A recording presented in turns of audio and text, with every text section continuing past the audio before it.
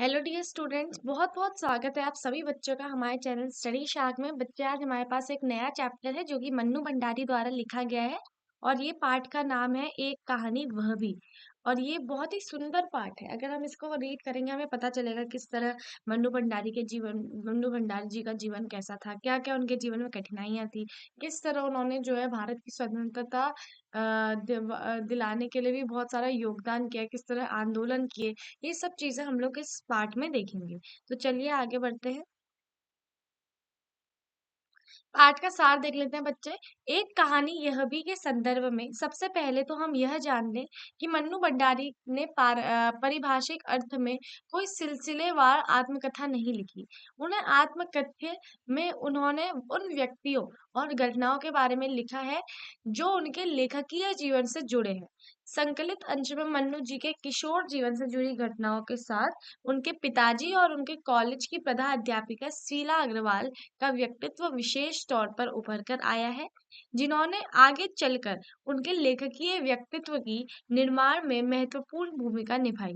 लेखिका ने यह बहुत सी खूबसूरती से यहाँ बहुत बहुत ही खूबसूरती से साधारण लड़की के असाधारण बनने की प्रारंभिक पड़ावों को प्रकट किया है।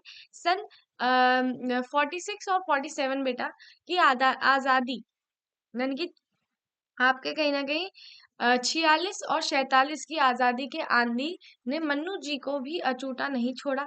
छोटे शहर की युवा होती लड़की ने आज़ादी की लड़ाई में जिस तरह भागीदारी दी कि उसमें उसका उत्साह, ओज, संगठन और क्षमता और विरोध करने का तरीका देखते ही बनता है। चलिए बेटा इस चैप्टर को रीड करते हैं।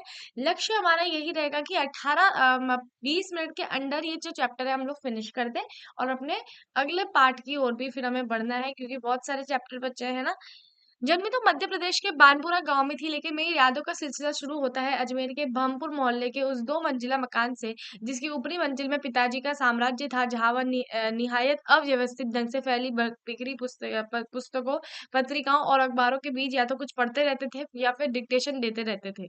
तो बेटा यहाँ पे समझ में आ गया कि जो लेखिका थी वो जन्मी तो मध्य प्रदेश के भानपुरा गांव में थी, लेकिन जो उनकी यादों का सिलसिला है, यानी कि जब जहाँ उनकी यादें यानी कि मेमोरीज बननी स्टार्ट हुई, वो बेटा अजमेर के भमपुरी मोहल्ले से हुई, उस 2 मंजिला मकान से। यानी कि 2 मंजिला मकान था उनका, जिसकी ऊपरी मंजिल में जो पिताजी का साम्राज्य था, यानी कि वहां पे पिताजी ही बैठे रहते थे। वो बहुत अव्यवस्थित ढंग से फैली पुस्तकों पत्रिकाओं को जो या तो पढ़ते रहते थे या फिर डिक्टेशन देते रहते थे। ठीक है। नीचे हम सब भाई बहनों के साथ रहती थी हमारी बेपढ़ी लिखी व्यक्ति विहीन माँ। अब बेटा देखो, व्यक्ति विहीन माँ मतलब कि ऐसी माँ जिनका मतलब खुद का व्यक्तित्व नहीं है, वो जो दूसरे कहते हैं उनके अनुसार चलती है, जो दूसरे कह रहे हैं कि हमारा ये काम कर दो, वो कर दे रही है चुपचाप। उनको मतलब वो अपना कुछ मतलब वो राय नहीं रखनी है, वो जो दूसरे कह रहे हैं उनके अनुसार चल रही है ना। तो बेपढ़ी लिखी व्यक्ति विहीन माँ सवेरे से शाम तक हम सबकी इच्छाओं और पिताजी की आज्ञाओं का पालन करने के लिए सदैव तत्पर। यानी कि हम सबकी इच्छाओं, यानी कि हमारी जो भी इच्छाएं होती थी कि मम्मी ये पका दो, वो पका दो, वो भी हो गया। पिताजी की आज्ञाओं का पालन करने के लिए सदैव तत्पर तत्पर। उसके बाद फिर बेटा अजमेर से पहले पिताजी इंदौर में थे, जहाँ उनकी बड़ी प्रतिष्ठा थी। यानी कि बेटा इंदौर में पिताजी की बहुत प्रतिष्ठा थी, सम्मान था, नाम था। कांग्रेस के साथ साथ समाज सुधार के काम में भी जुड़े हुए थे। शिक्षा वे केवल उपदेश नहीं देते थे, बल्कि उन दिनों 8-8 10-10 विद्यार्थियों को अपने घर रखकर पढ़ाया है, जिनमें से कई तो बाद में ऊंचे ऊंचे ओहदों पर भी पहुंचे। ये उनकी खुशहाली के दिन थे, और उन दिनों उनकी दरिया दिली के चर्चे भी कम नहीं थे। एक ओर वह बेहद कोमल और संवेदनशील व्यक्ति थे, तो दूसरी ओर बेहद क्रोधी और अहमवादी। ठीक है बेटा। तो यहाँ पे वो क्या कह रहे हैं कि एक 8-8 10-10 विद्यार्थियों को अपने घर में रह के पढ़ाया है, जो बहुत जो है ऊंचे ऊंचे पद में भी हैं बहुत से विद्यार्थी। ये उनकी खुशहाली के दिन थे, यानी कि इन दिनों में वह बड़े खुश रहते थे। और उनकी दरिया दिली के चर्चे भी कम नहीं थे। एक ओर वह बेहद कोमल और संवेदनशील व्यक्ति थे, और दूसरी ओर बेहद क्रोधी और अहमवादी। यानी कि एक ओर तो वो बड़े कोमल और संवेदनशील व्यक्ति थे, है ना। संवेदनशील यानी कि जो दूसरों की भावनाओं को समझ सके, है ना। और दूसरी ओर वो बेहद क्रोधी और अहमवादी भी थे, यानी कि थोड़ा सा आप कह सकते हो जिसको अपने में बड़ा अहम होता है कि नहीं ये तो मैं कर सकता हूँ, वो है ना वैसे। पर यह सब तो मैंने केवल सुना था, देखा तब तो इन गुणों के भग्नावशेषों को धोते पिताजी थे। एक बहुत बड़े आर्थिक झटके के कारण इंदौर से अजमेर आ गए थे, जहां उन्होंने अपने अकेले के बलबूते और हौसले से अंग्रेजी हिंदी शब्दकोश विषयवार के अधूरे काम को आगे बढ़ाना शुरू किया, जो अपनी तरह का पहला और अकेला शब्दकोश था। इसने उन्हें यश और प्रतिष्ठा तो बहुत दी, पर अर्थ नहीं, और शायद गिरती आर्थिक स्थिति के ने ही उनके व्यक्तित्व के सारे सकारात्मक पहलुओं को निचोड़ना शुरू कर दिया था। सिकुड़ती आर्थिक स्थिति के कारण और अधिक विस्वारित उनका अहम उन्हें इस बात की भी अनुमति नहीं देता था कि वह कम से कम अपने बच्चों को तो अपनी आर्थिक विवशताओं का भागीदारी बनाए। नवाबी आदतें, अधूरी महत्वाकांक्षाएं, हमेशा शीर्ष में रहने के बाद हाशिए पर सरकते चले जाने की यातना, क्रोध बनकर हमेशा माँ को कपाती थरथराती रहती थी। अपने हाथों विश्वासघात के जाने कैसी गहरी चोटें होंगी, वह जिन्होंने आंख मूंद कर सबका विश्वास करने वाले पिताजी को बाद के दिनों में इतना शक्की बना दिया था कि जब तब हम लोग भी उनकी चपेट में आ ही जाते थे। यानी कि बेटा आप ये सोचो, जब तब हम लोग भी उसकी चपेट में आते ही रहते थे, है ना बेटा। अब यहाँ पे वो क्या कहना चाह रही है, देखिए क्या हुआ था कि भाई ये जब उन्होंने हिंदी क्या हुआ था बच्चे कि आर्थिक स्थिति के कारण वह इंदौर से अजमेर आ गए थे। ठीक है, अजमेर आ गए थे, जहाँ पे उन्होंने अपने अकेले के बलबूते पे बेटा अंग्रेजी हिंदी शब्दकोश यानी कि विषयवार जो है बनाया था। लेकिन इससे उन्हें बड़ी वो भी मिली, यश और प्रतिष्ठा ही मिली, पर अर्थ नहीं मिला। अर्थ यानी कि उनको इससे कुछ पैसा या इस तरह का लाभ नहीं हुआ, है ना।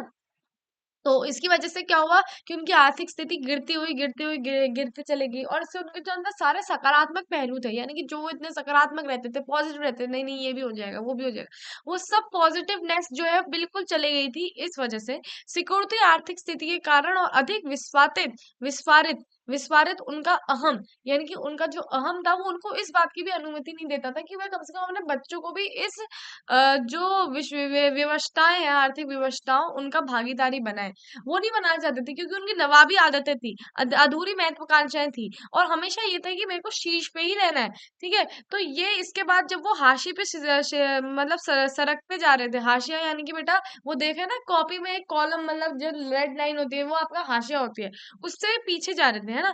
तो ये जो है इसकी चले जाने की यातना क्रोध बनकर हमेशा माँ को कंपाती और थरथराती रहती थी। यानी देखो, यातना यातना यानी कि जो आप कह सकते हो कहीं ना कहीं परेशानी है, वो हमेशा क्रोध बन के माँ को कंपाती और थरथराती रहती थी। अब बेटा इसका मतलब क्या है, आपने देखा होगा पुराने जमाने में जब भी ये जो, क्योंकि उस समय मेल डोमिनेटेड सोसाइटी थी, है ना, उस समय बेटा ऐसा था कि यार जो मतलब आप ऐसा कह सकते हो कि जो मतलब पुरुष लोग कहते थे वही चीज जो है मानी जाती थी। तो उस समय उसकी माँ, और उस समय आपने देखा होगा कि बहुत ज्यादा इस तरह की चीजें भी थी कि मतलब घर में मारा पीटा जाता था महिलाओं को। तो वही है कि भाई उसकी माँ को कपाती और थरथराती रहती थी कि उसकी माँ डरती थी कि कहीं ये क्रोध इनका ज्यादा होगा तो कहीं ये मेरे को मारे या ये ना करे। तो वही हमेशा उनको थरथराती रहती थी। अपने हाथों के विश्वासघात की जानी कैसी गहरी चोटें होंगी वो जिन्होंने आंख मूंद कर सबका विश्वास करने वाले पिताजी पिताजी यानी कि जो लेखक के पिताजी हैं, उनको इतना शक्की बना दिया था कि जब तब हम लोग भी उसकी चपेट में आते ही रहते थे। अब देखो, पर यह पितृगाथा मैं इसलिए नहीं गा रही कि मुझे उनका गौरवगान करना है, बल्कि मैं तो यह देखना चाहती हूँ कि उनके व्यक्तित्व की कौन सी खूबी और खामियां मेरे व्यक्तित्व के ताने बाने में गुंथी हुई है, या अनजाने अनचाहा उनके व्यवहार ने मेरे भीतर किन ग्रंथियों को जन्म दिया है। मैं काली हूँ, बचपन में दुबली और मरियल भी थी। तो देखो बेटा, तो वो कह रही है कि मैं ये प्रतिगाथा इसलिए नहीं गा रही कि मेरे को जो है कहीं न कहीं पिताजी का गौरव गान करना है, या फिर मैं ये देखना चाहती हूँ उनकी व्यक्तित्व की कौन-सी खूबियाँ मेरे व्यक्तित्व में। वो कहती है कि मैं ये देखना चाहती हूँ कि उनके व्यक्तित्व की कौन-सी खूबी, खामियाँ, यानी कि ऐसी क्या चीज़ें थी जो मेरे अंदर अभी भी जो है कहीं न कहीं या फिर उनकी गुंथी हुई हैं, और क्या कहते हैं अनजाने अनचाहे किए गए उनके व्यवहार मेरे भीतर किन ग्रंथियों को जन्म दिया है, वो ये देखना चाहती थी। मैं काली हूँ, वो कहती है कि मैं काली हूँ, यानी कि वो अपने को काला बोलती है। कहती है बचपन में दुबली और मरियल भी थी, यानी कि दुबली पतली सी मरियल भी थी। गोरा रंग पिताजी की कमजोरी थी, सो बचपन में मुझसे 2 साल बड़ी खूब गोरी स्वस्थ हंसमुख बहन सुशीला हर बात में तुलना करना, फिर उसकी प्रशंसा प्रशंसा ने ही क्या मेरे भीतर ऐसे गहरे हीन भाव की ग्रंथि पैदा नहीं कर दी कि नाम, सम्मान, प्रतिष्ठा पाने के बावजूद आज तक मैं उससे उभर नहीं पाई। आज भी परिचय करवाते वक्त जब कोई कुछ विशेषता लगाकर मेरी लेखकीय उपलब्धियों का जिक्र करने लगता है, तो मैं संकोच से सिमट ही नहीं जाती, बल्कि गड़ने को हो जाती हूँ। शायद अचेतन कि किसी परत के नीचे डूबी इस हीन भावना के चलते मैं अपने किसी भी उपलब्धि पर भरोसा नहीं कर पाती। सब कुछ मुझे तुक्का ही लगता है। तो अब देखिए बेटा, लेखिका क्या कह रही है। बच्चे, लेखिका यहाँ पे क्या कहती है, लेखिका यहाँ पे ये कहती है कि क्या कहते हैं, जो सुशीला थी उससे हर बार उसकी तुलना की जाती थी, और उसकी प्रशंसा नहीं, वो ये सोचते हैं कि क्या उसकी वो प्रशंसा थी जो उससे मेरी तुलना की जाती थी, क्या उसने मेरे अंदर ऐसे हीन भावना पैदा कर दी कि नाम, सम्मान और प्रतिष्ठा पाने के बावजूद आज तक मैं उससे उभर नहीं पाई। और लेखिका ये भी कहती है बेटा कि बच्चे की आज भी जब वो अपना परिचय करवाती हैं और कोई उनकी जो लेखी कुछ विशेषता लगा के उनकी लेखकीय उपलब्धियों का जिक्र करने लगता है, तो वो संकोच से सिमट जाती है और गड़ने गड़ने को हो जाती है। और वो ये सोचती हैं कि क्या मतलब ये जो हीन भावना है, इसकी वजह से मैं अपनी उपलब्धियों पर कभी भरोसा ही नहीं कर पाती और मुझे सब तुक्का ही लगता है, यानी कि मेरे को ऐसा लगता है कि ये तुक्का लग गया है ना। तो अब देखिए, पिताजी के जिस शक की स्वभाव पर मैं कभी भन्ना भन्ना बनना चाहती थी, आज एकाएक अपने खंडित विश्वासों की व्यथा से के नीचे मुझे उनकी शक की स्वभाव की झलक दिखाई देती है। बहुत अपनों के हाथ विश्वासघात की गहरी व्यथा से उपजा हुआ शक, होश संभालने के बाद से ही जिन पिताजी के से किसी ना किसी बात पर हमेशा मेरी टक्कर ही चलती चलती रही, वो वह तो ना जाने कितने रूपों में मुझ में है, कहीं कंठाओं के रूप में, कहीं प्रतिक्रिया के रूप में, तो कहीं प्रतिछाया के रूप में।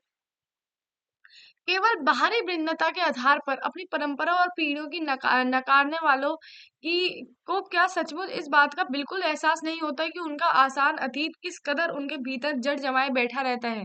समय का प्रवाह भले ही हम दूसरों की हमें हमें दूसरी दिशाओं में बहलाकर ले जाए, स्थितियों के दबाव भले ही हमारा रूप बदल दे, हमें पूरी तरह उससे मुक्त तो नहीं कर सकता। तो बेटा ये देखो, तो यहाँ पे वो क्या कहती है बेटा लेखिका, ये चीज बड़ी मतलब सही है, समझने वाली चीज है कि मतलब ये कहती है कि पिताजी के जिस सच के स्वभाव पर मैं भन्ना भन्ना जाती थी, आज एकाएक अपने खंडित विश्वासों की व्यथा के नीचे मुझे उनके शक्ति स्वभाव की झलक दिखाई देती है। मतलब मेरे जो खंडित विश्वास है, जो मेरा मतलब विश्वास नहीं है अपने पे, या फिर जो भी मेरे को इस तरह की वो है तकलीफ है, उसमें मुझे उनके शक्ति स्वभाव की झलक दिखाई देती है। बहुत अपनों के हाथ विश्वासघात की गहरी व्यथा से उपजा हुआ शक, यानी कि जब उन्होंने बहुत अपनों के हाथ में विश्वासघात होता हुआ देखा, जब उनके पिताजी ने देखा था कि इतने लोगों ने मेरे साथ विश्वासघात कर दिया, तब उनके अंदर वो शक आया था, है ना। होश संभालने के बाद से ही जिन पिताजी से किसी न किसी बात पर हमेशा मेरी टक्कर चलती रही, वह तो ना जाने कितने रूपों में मुझ में है। तो वो कहती है वो तो कितने रूपों में मुझ में है, कहीं कुंठाओं के रूप में है, कहीं प्रतिक्रिया के रूप में है, कहीं प्रतिछाया के रूप में है। केवल बाहरी भिन्नता के आधार पर अपनी परंपरा और पीढ़ियों को नकारने वालों को क्या सचमुच इस बात का एहसास नहीं होता कि उनका आसन्न अतीत किस कदर उनके भीतर जड़ जमाए बैठा रहता है। तो वो कहती है कि भाई अपनी परंपरा और पीढ़ियों को नकारने वाले लोग जो होते हैं, क्या उनको इस बात का बिल्कुल ये नहीं होता कि एहसास कि भई जो उनका अतीत है, यानी कि जो उनका पास्ट है, वो उनके भीतर जड़ जमाए बैठा है। समय का प्रवाह भले ही हमें दूसरी दिशाओं में बहला कर ले जाए। वो कहती है भई समय तो चलता रहता है, उसमें भले ही हम दूसरी दिशाओं में चले जाएँ, पर स्थितियों का दबाव भले ही हमारा रूप बदल दे, लेकिन हमें पूरी तरह उससे मुक्त तो नहीं ही कर सकता, यानी कि उससे हमें पूरी तरह मुक्त नहीं कर सकता। जो हमारा पास्ट में हमारे साथ बीता है, वो हमें हमेशा हमारे अंदर जो है रहता है। ये लेखिका कहना चाह रही है बेटा। पिता के ठीक विपरीत थी हमारी बेपढ़ी लिखी माँ। धरती से कुछ ज्यादा ही धैर्य और सहन शक्ति थी उनमें, शायद उनमें। पिताजी की हर ज्यादती को अपना प्रायः और बच्चों की हर उचित अनुचित फरमाइश और जिद को अपना फर्ज समझकर बड़े सहज भाव से स्वीकार करती थी वे। उन्होंने जिंदगी भर अपने लिए कुछ नहीं मांगा, चाहा नहीं, केवल दिया ही दिया।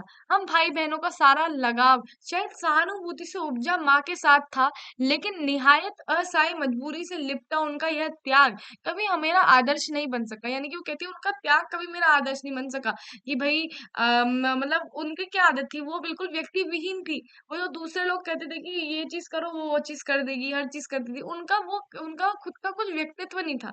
अपनी जो सेल्फ रिस्पेक्ट बेटा होती है फैमिली में वो नहीं थी। वो जो दूसरे कहते थे उनके अनुसार चलती थी। पिताजी की हर ज़्यादती को अपना पराया मानती थी, बच्चों की हर उचित फरमाइशों और ज़िद को जो है अपना फर्ज़ समझ के पूरा करती थी।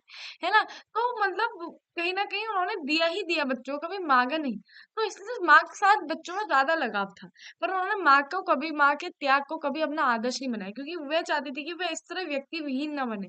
वह अपना जो कार्य अच्छा है वो अच्छे कार्य को करे, भले ही वो दूसरा उनको रोक रहा हो तो वो रुके नहीं, वह उसे करना है। कुछ भी अनुचित चीज़ को जो है ना माने। अगर उचित चीज़ है, उचित फरमाइश है तो उसको माने। इसलिए कभी उन्होंने आदर्श नहीं बनाया। ना उनका त्याग, ना ही उनकी सहिष्णुता, यानी कि सहन सहन शक्ति, यानी कि भई हर चीज़ आप सहन कर रहे हो। अगर कोई चीज़ आपको ज़्यादा परेशान कर रही है तो भई आपको अपने लिए लड़ना होगा। ये उनका कहना था, ठीक है? ख़ैर जो भी हो, अब यह पैतृक उड़ान यहीं समाप्त कर अपने पे लौटती हूँ, ठीक है? पैतृक उड़ान यहीं समाप्त कर अपने पे लौटती हूँ। अब देखते हैं क्या कहती है लेखिका। 5 भाई-बहनों में सबसे छोटी मैं। सबसे बड़ी बहन की शादी के समय शायद 7 साल की थी और उसकी एक धुंधली की सी याद मेरे मन में है। लेकिन अपने से 2 साल बड़ी बहन सुशीला और अब मैंने घर के बड़े से आंगन में बचपन के सारे खेल खेले। सतोलिया, लंगड़ी डांग, पकड़म-पकड़ाई, काली टीलो, तो कमरे में गुड्डे-गुड़ियों की ब्याह रचाए पास पड़ोस की सहेलियों के साथ। यूँ खेलना तो हमने भाइयों के साथ गिल्ली-डंडा भी खेला और पतंग उड़ाने, काच पीसकर मंजा सूतने का काम भी किया। लेकिन उनकी गतिविधियों का दायरा घर के बाहर ही अधिक रहता था और हमारी सीमा थी घर। ये बेटा उस समय आपको पता है कि भई क्या होता था, लड़कियों को उतना बाहर नहीं भेजा जाता था, ठीक है? यहाँ हाँ, इतना ज़रूर था कि उस ज़माने में घर की दीवार घर तक ही समाप्त नहीं हो जाती थी, बल्कि पूरे मोहल्ले तक फैली रहती थी। इसलिए मोहल्ले के किसी भी घर में जाने पर कोई भी पाबंदी नहीं होती। आपने देखा होगा कि पहले के ज़माने में क्या होता था, लोग ज़्यादातर कनेक्टेड रहते थे। कि अरे पड़ोसी है तो पड़ोसी आंटी अंकल नहीं कहते थे उनसे, वो लोग कहते थे ताई जी कहते थे, या फिर मौसी कहते थे, इस तरह से कहते थे, क्योंकि उनको लगता था कि यार सब लोग हमारे भाई बहन ही है। तो मतलब उस तरह से ट्रीट करते थे और बड़ी वो थी कि यार ये नहीं, मतलब दूसरे के बच्चों को भी जो है बगल वाले लोग संभाल ले रहे हैं, ऐसा था, ठीक है बेटा। अब देखो नेक्स्ट क्या है। आज तो मुझे बड़ी शिद्दत के साथ यह महसूस होता है कि अपनी ज़िंदगी खुद जीने के इस आधुनिक दबाव ने महानगरों के फ्लैट में रहने वालों को हमारे इस परंपरागत पड़ोस कल्चर से विच्छिन्न करके हमें कितना संकुचित, असहाय और असुरक्षित बना दिया है। मेरी कम से कम 1 दर्जन आरंभिक कहानियाँ के पात्र इसी मोहल्ले के हैं, जहाँ मैंने अपने किशोर अवस्था अपनी युवावस्था का आरंभ किया था। 1-2 को छोड़कर उनमें से कोई भी पात्र मेरे परिवार का नहीं है, ठीक है? तो वो ये चीज़ भी बताती है।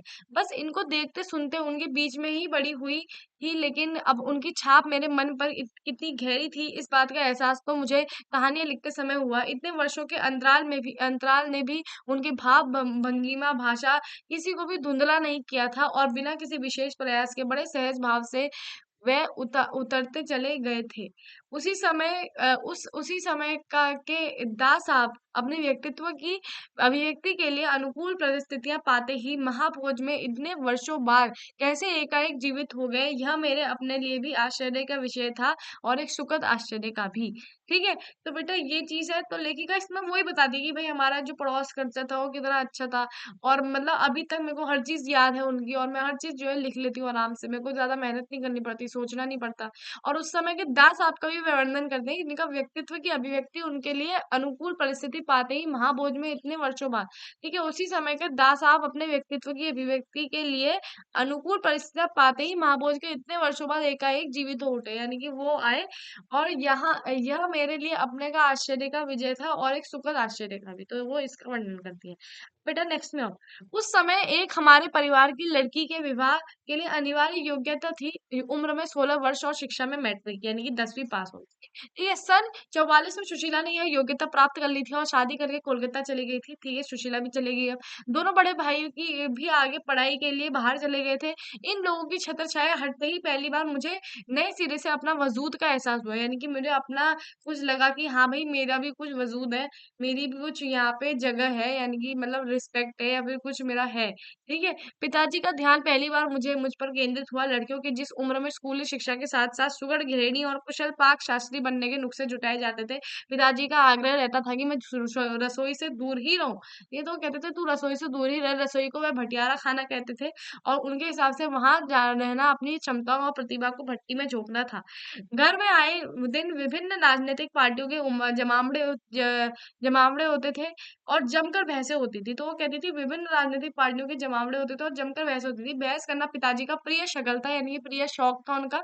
चाय पानी या नाश्ता देने जाती तो पिताजी मुझे भी वहीं बैठने को कहते, यानी कि उनके पिताजी कहते थे तू भी यहीं बैठ जा।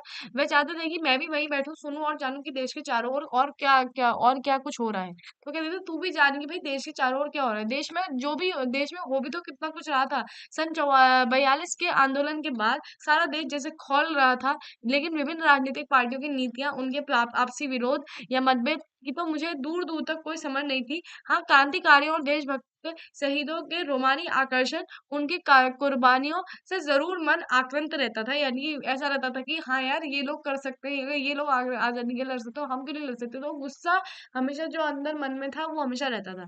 10वीं कक्षा का आलम यह था कि बिना किसी खास समझ के घर में होने वाली बहसें सुनती थी, बिना चुनाव किए मिलेना लेखक की अहमियत से परिचित हुए, किताबें पढ़ती थी। लेकिन सन 45 में जैसे ही 10वीं पास करके मैं फर्स्ट ईयर में आई, हिंदी की प्रधानाध्यापिका शीला अग्रवाल से परिचय हुआ। सावित्री गर्ल्स हाई स्कूल में जहाँ मैंने काकरहा सीखा, 1 साल पहले ही कॉलेज बना था और वह इस साल नियुक्त हुई थी। उन्होंने बाकायदा साहित्य की दुनिया में प्रवेश करवाया। मात्र पढ़ने को चुनाव करने करके पढ़ने में बदला, खुद चुन चुनकर किताबें दी, पढ़ी हुई किताबों पर बहस की, तो साल बीतते न बीतते साहित्य की दुनिया शरत प्रेमचंद से बढ़कर जनेंद्र, अज्ञ, यशपाल, भगवती चरण वर्मा तक फैल गई, फिर तो फैलती ही चली गई। उस समय जनेंद्र दी के छोटे छोटे सरल सहज वाक्य वाली शैली बहुत आकृष्ट किया। सुनीता उपन्यास बहुत अच्छा लगता था। आज्ञा जी का उपन्यास शेखर एक जीवनी पढ़ा जरूर था, पर उस समय मेरी समझ के सीमित दायरे में समा नहीं पाया। कुछ सालों बाद नदी के द्वीप पड़ा तो मन को इस कदर बाधा कि उसकी जोक में शेखर को फिर से पड़ गई। इस बार कुछ समझ में आया, यह शायद मूल्यों के मंथन का युग था। पाप पुण्य, नैतिक अनैतिक, सही गलत की बनाई धारणाओं के पर प्रश्न चिन्ह ही नहीं लग रहे थे, उन्हें ध्वस्त भी किया जा रहा था। इसी संदर्भ में जनेंद्र टी का त्याग पत्र, भगवती बाबू का चित्रलेखा पढ़ा और शीला अग्रवाल के साथ लंबी लंबी बहसें करते हुए उम्र में जितना समझ सकती थी उतना ही समझा। तो बेटा ये चीज आपने देख ली। तो ये बहुत सारा सिंपल है, इसमें खाली लेखकों का बारे में बताया गया है, तो ये बेटा आप खाली अगर एक बार रीडिंग मारोगे तब भी आपको समझ में आ जाएगा। आगे बढ़ते हैं। शीला अग्रवाल ने साहित्य का दायरा ही नहीं बढ़ाया, बल्कि घर की चार दीवारी में बीच बैठकर देश की स्थितियों के जानने समझने का जो सिलसिला पिताजी ने शुरू किया था, उन्होंने वहां से खींचकर उसे भी स्थितियों की सक्रिय भागीदारी में बदल दिया। सन 46 और 47 के दिन वे स्थितियां उसमें वैसे भी घर में बैठना रहना संभव था भला। प्रभात फेरियां, हड़तालें, जुलूस, भाषण, हर शहर का चरित्र था, यानी कि वो कहती कि भाई हर शहर में ऐसे ही हो रहा था और पूरे दमखम और जोश खरोश के साथ इन सब से जुड़ना हर युवा का उन्माद, यानी कि हर युवा की जो मेन उत्साह था वो यही था कि भाई इन सब से जो है हमें जुड़ना है। मैं भी युवा थी और शीला अग्रवाल की जोशीली बातें रगों में बहते खून को लावा में बदल दिया, यानी कि लावा में बदल दिया। जोशीली बातें, उनकी जो प्रधानाध्यापक थी शीला अग्रवाल जी, वो इस तरह की बातें करती थी। स्थिति यह हुई कि बवंडर शहर में मचा हुआ था और एक घर में पिताजी की आजादी की सीमा यहीं तक थी कि मैं उपस्थिति में घर में आए लोगों के बीच उठूं बैठूं जानू समझू, हाथ उठाकर नारे लगाती, हड़तालें करवाती, लड़कों के साथ सड़कें नापती। लड़की को अपनी सारी आधुनिकता के बावजूद बर्दाश्त करना उनके लिए मुश्किल हो रहा था, तो किसी की दी हुई आजादी के दायरे में चलना मेरे लिए। तो कह रही थी मतलब इतनी आधुनिकता, इतना जो इसको फ्रीडम मिल गया है, यानी कि वो कह रहे थे कि कहीं ना कहीं ये हड़तालें कर रहे हैं, ये उनको मंजूर नहीं था। वो देखिए कहती ये मेरे पिताजी को मंजूर नहीं था, पर किसी की दी हुई आजादी के दायरे में चलना मेरे लिए मुश्किल हो रहा था। अपनी रगों में लहू की जगह जब लावा बहता हो तो सारे निषेध, सारी वर्जनाएं और सारा भय भय नष्ट हो जाए ध्वस्त हो जाता है। यह तब भी जाना और अपने क्रोध से सबको थरथरा देने वाले पिताजी से टक्कर लेने का जो सिलसिला तब शुरू हुआ था राजेंद्र से शादी की, और तब तक वह चलता ही रहा। ठीक है। तो वो ये भी कहती है कि भाई कि ना अपने क्रोध से थरथरा देने वाले पिताजी का टक्कर लेने वाला जो सिलसिला था वो तब शुरू हुआ था। राजेंद्र से उन्होंने शादी की थी मन्नू भंडारी जी ने, और तभी वह चलता ही रहा, यानी कि तब भी वो चलता ही रहा। वो राजेंद्र से जब उन्होंने शादी की थी तब भी उनके पिताजी खुश नहीं थे।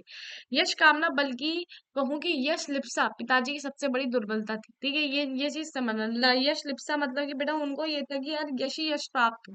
ठीक है, उनके जीवन की धुरी था यह सिद्धांत कि व्यक्ति कि व्यक्ति को कुछ वशिष्ठ बनकर जीना चाहिए। कुछ ऐसे काम करने चाहिए जिससे समाज में उसका नाम हो, सम्मान हो, और प्रतिष्ठा हो, वर्चस्व हो। इसके चलते मैं एक दो बार उनके कोप से बच गई, यानी कि सम्मान हो, प्रतिष्ठा, वर्चस्व हो, यानी कि उसका ताकत हो समाज में, उसको अब उसकी ताकत आए, मतलब लोग उससे डरे। ये वो चाहते थे उसके पिताजी, है ना। तो इसके चलते वो जो है एक दो बार बच भी गई। कैसे बची बेटा, देखो। इन्होंने लिखा है यहाँ पे कि पत्र पढ़ते ही पिताजी आग बबूला। ठीक है, देखो। अच्छा, 1 मिनट रुको। हाँ, ये यहाँ पे है। हाँ, एक बार कॉलेज की प्रिंसिपल का पत्र आया कि पिताजी आकर मिले और बताएं कि मेरी गतिविधियों के कारण मेरे खिलाफ अनुशासनात्मक कार्रवाई क्यों न की जाए। पत्र पढ़ते ही पिताजी आग बबूला, यह लड़की मुझे कहीं मुंह दिखाने लायक नहीं रखेगी। पता नहीं क्या क्या सुनना पड़ेगा वहां जाकर। 4 बच्चे पहले भी पढ़े, किसी ने यह दिन नहीं दिखाया। गुस्से में भनाते हुए वह गए थे। लौटकर क्या कहर बरपा होगा इसका अनुमान था। सुबह पड़ोस में एक मित्र के यहाँ जाकर बैठ गई। माँ को कह दिया लौटकर बहुत कुछ बाहर निकल जाए तब बुलाना।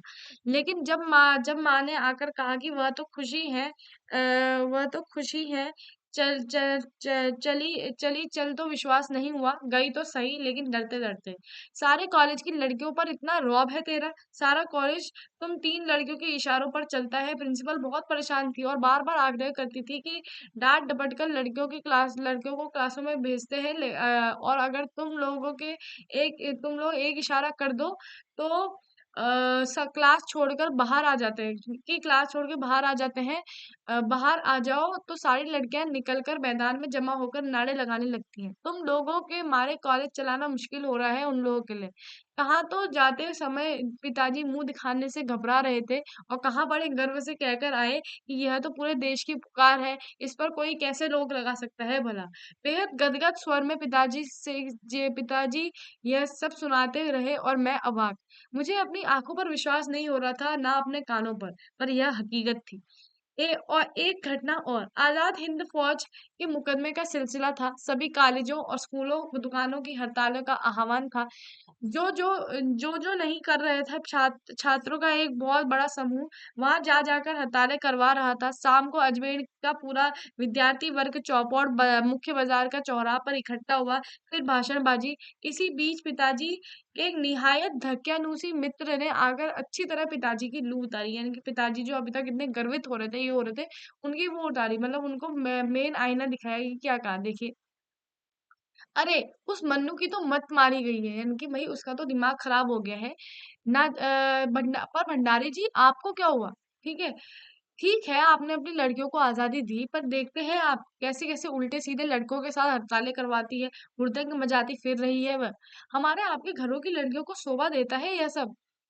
कोई मान मर्यादा, इज्जत, आबरू का ख्याल भी रह गया है आपको या नहीं? ठीक है। तो ये जो है उनके धक्यानुसी जो मित्र थे उन्होंने कहा। अब देखिए,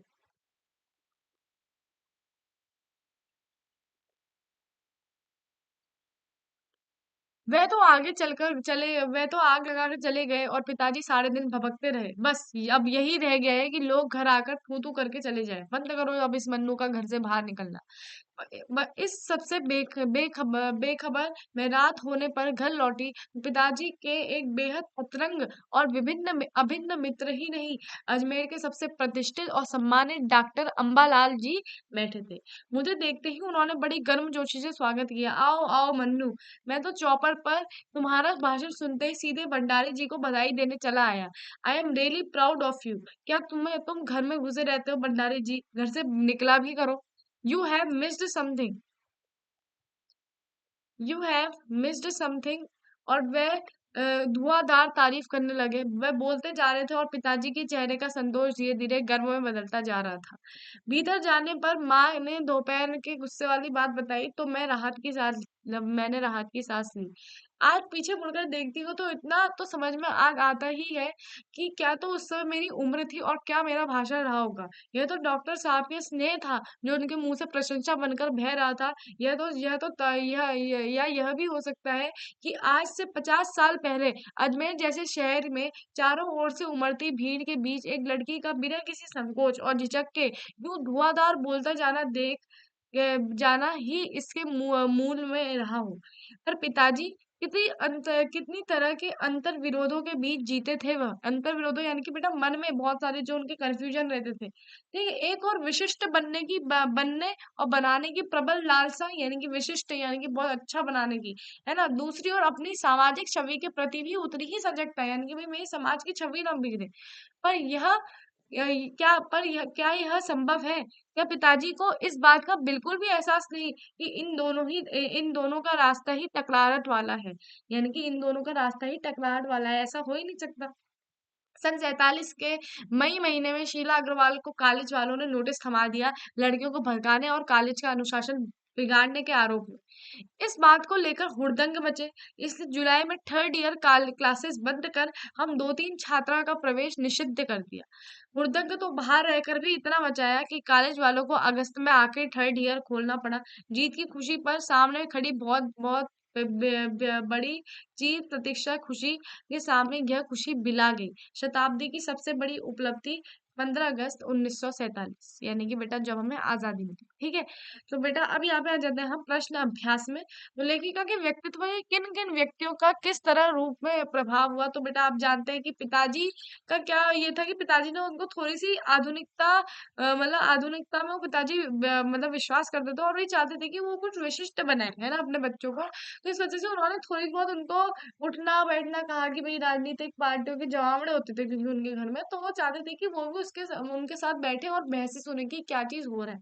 ठीक है, उसका फिर नेक्स्ट है कि बेटा ये क्या कहते हैं आपका, अगर मैं नेक्स्ट बात करूँ उनकी माँ की, तो उनकी माँ उनको बहुत सपोर्ट कर रही थी। हर वक़्त उनको पिताजी गुस्से से बचाती थी, उनकी हर अनुचित उचित फरमाइशों का पूरा करती थी, है ना? उनको ज़्यादा सपोर्ट उनकी माँ से मिला है। फिर अगर मैं शीला अग्रवाल जी की बात करूँ, तो शीला अग्रवाल ने उनके जो बहता हुआ खून था, उसको लावा में परिवर्तित किया। शीला अग्रवाल ने उनको बहुत सारी लंबी-लंबी बहसें शीला अग्रवाल के साथ वो करने लगी, उनको बुक दी, लेखिका को ब किताबें दी शीला अग्रवाल जी ने, खुद पढ़ के किताबें दी, चुन-चुन के किताबें दी। ताकि वो ज़्यादा से ज़्यादा समझ सके, है ना?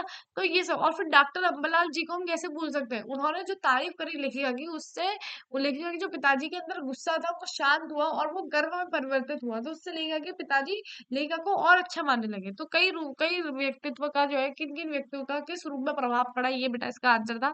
इस आत्मकथ्य में लेखिका ने पिताजी से रसोई को भटियारा खाना कहकर क्यों संबोधित किया? क्योंकि उनको लगता था कि इस रसोई में जाने का मतलब ये है कि अपनी क्षमताओं को जो है कहीं न कहीं अपनी क्षमताओं एक एक लाइन है बेटा वो मैं वो बोलना चाह रही हूँ। मेन जो वो लाइन है ना, वो बोलना चाह रही हूँ मैं, ठीक है? हाँ, भटियारा खाना कहते थे और उनके हिसाब से वहाँ रहना अपनी क्षमताओं और प्रतिभा को भट्टी में झोंकना था। हाँ, ये लाइन मैं आपको बताना चाह रही थी। अब देखिए नेक्स्ट क्या है, वह कौन-सी घटना थी जिसके बारे में सुनने पर लेखिका को अपनी आँखों पर विश्वास हो पाया और अपने कानों पर भी। वही घटना ये थी बेटा कि जब जो उनकी प्रिंसिपल का व नोटिस आया था उनके लिए विद्यालय से कि भई इन पर जो है कार्रवाई करवाई जाए क्योंकि ये जो है कॉलेज का जो है अनुशासन भंग कर रही है।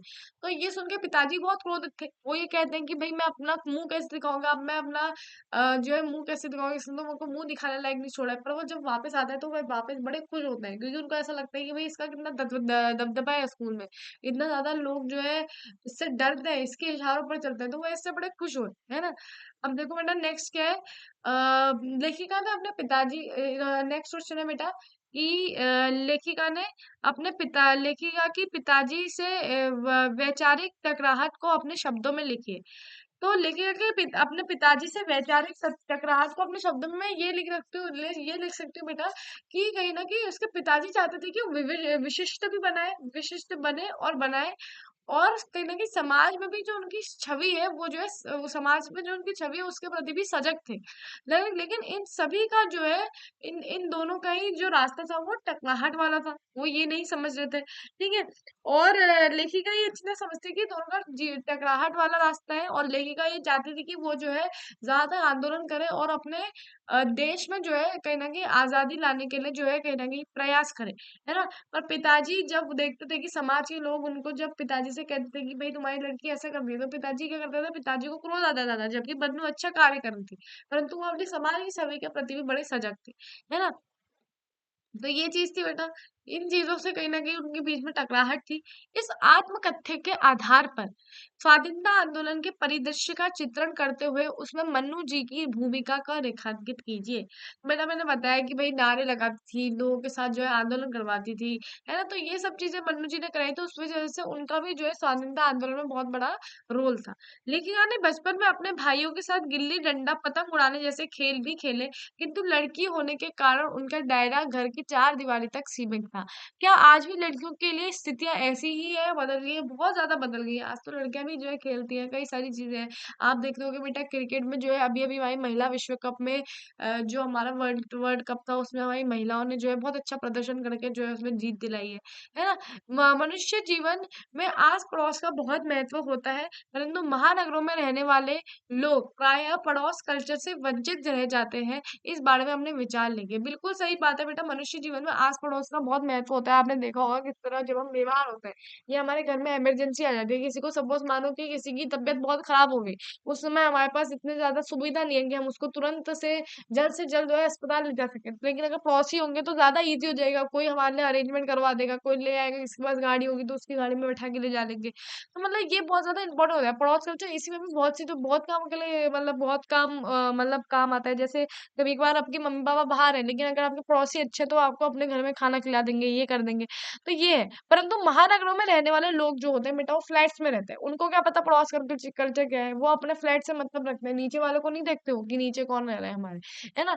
तो उनके वहाँ जो है कभी ऐसी स्थिति आई कि भई कोई अर्जेंट बीमार हो गया, तो उनको कोई देखने वाला भी नहीं है। कभी उनको घर में बच्चा अकेले छोड़ के जाना पड़ता है, ना उनके बच्चों को कोई खाना खिला पाता है, क्योंकि पड़ोसी में जो है मेल ही नहीं है ना? तो इस बारे में बेटा ये है। लेखिका द्वारा पढ़े गए उपन्यासों की सूची बनाइए और उन उपन्यासों को अपनी पुस्तकों में खोजिए। तो ये बेटा आपके लिए है। आप भी अपने दैनिक अनुभवों को डायरी में लिखिए। तो ये बेटा आपके लिए है, ठीक है? तो अब भाषा अध्ययन है, तो ये तो हो गया बेटा। तो इस तरह से ये जो चैप्टर था बेटा हमने कर लिया है। तो thank you so much dear students for watching this video. और अगर आपको बहुत अच्छा लगा हो तो प्लीज़ हमारे चैनल को लाइक, सब्सक्राइब और शेयर ज़रूर करें।